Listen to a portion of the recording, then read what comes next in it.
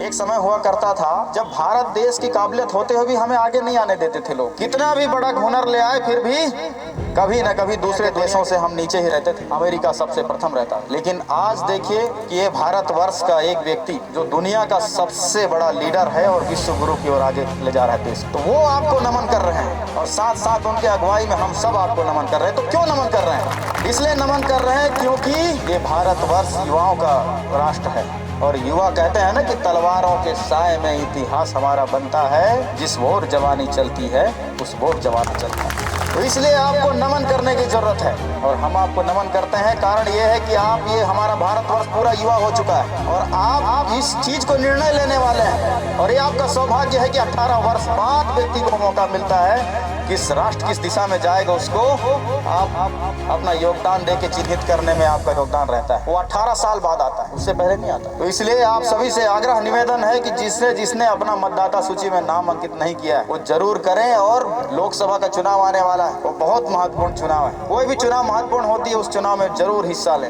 हम ये सोचते हैं कि रहने दीजिए ना, मेरे एक वोट से क्या हो, लेकिन ऐसा नहीं। आपका एक वोट इस देश को किस दिशा में जाना चाहिए वो निर्धारित करता है। आप अपना सहभागिता दीजिए और उस एक वोट को सोच समझ के। पिछले चुनाव में मैं गांव-गांव में बात जरूर बोलता था युवाओं को देख के, खासकर कि आपने कभी वोट दिया, तो बोले नहीं पहली बार देंगे। तो जितने पहली बार वोट देने वाले हैं उनको तो ज्यादा खतरा है, उनको और ज्यादा सोचने की जरूरत है। कैसे?